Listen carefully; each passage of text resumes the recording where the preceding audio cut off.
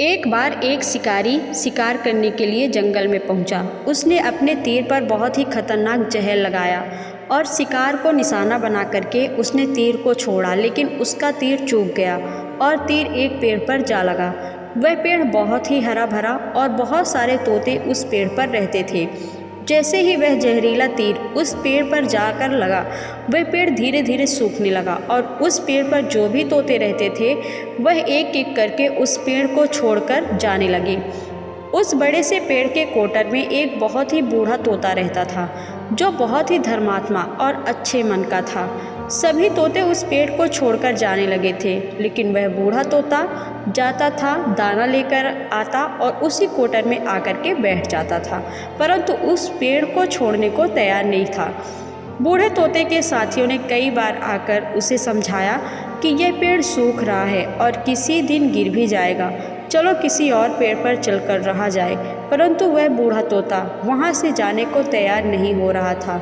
अब यह बात देवराज इंद्र तक पहुंची। उन्हें बताया गया कि एक तोता है, वह जिस पेड़ पर रहता है उस पेड़ पर एक जहरीला तीर लगने के कारण सूखने, गिरने और ख़त्म होने के कगार पर पहुंचा है, और एक बूढ़ा तोता अभी भी वहीं पर रह रहा है। वह दाना लेकर आता है और वहीं पर रहता है, जबकि उस जंगल में बहुत सारे पेड़ हैं, लेकिन वह उस पेड़ पर रह रहा है। देवराज इंद्र प्रकट हुए और उस बूढ़े तोते से कहने लगे कि आप बहुत धर्मात्मा हैं, बहुत ही अच्छे मन के हैं, लेकिन आप इस पेड़ को छोड़कर किसी और पेड़ पर चले जाइए, क्योंकि यह पेड़ कुछ ही दिनों में गिर जाएगा। तालाब के पास में बहुत से बड़े बड़े हरे भरे पेड़ हैं, बड़े बड़े कोटर हैं, उन पेड़ों पर फल भी लगे हुए हैं, उन्हें वहीं पर तोड़कर खा सकते हैं, परंतु यहाँ से आप चले जाइए।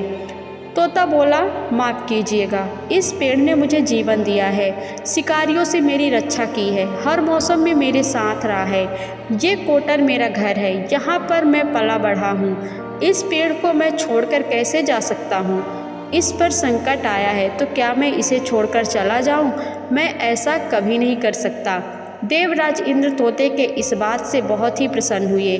उन्होंने तोते से कहा, मैं आपके इस बात से बहुत ही खुश हूँ, मांगो जो आपको मांगना हो। उस बूढ़े तोते ने कहा, मुझे बस इतना मांगना है कि जिस पेड़ ने मुझे जन्म दिया, जहाँ मैं रहा पला बढ़ा, जिसे आप मेरा जन्मभूमि कह सकते हैं, आप इसे फिर से वैसे ही हरा भरा कर दो जैसे यह था।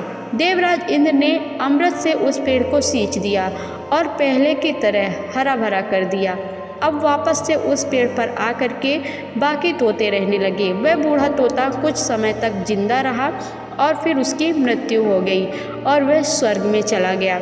यह कहानी हमें सिखाती है कि जब भी इंसान का बुरा दौर आता है तो इमोशनली वह टूट जाता है, उसे किसी के सहारे की ज़रूरत होती है, किसी की आवश्यकता होती है। अगर आप ऐसे समय में उसे छोड़कर चले जाएंगे, उससे बात नहीं करेंगे, मुंह मोड़ लेंगे, तो आपसे बुरा कोई नहीं है, क्योंकि आप किसी के सुख का साथी बने या ना बने, लेकिन आपको हमेशा किसी के दुख का साथी जरूर बनना चाहिए।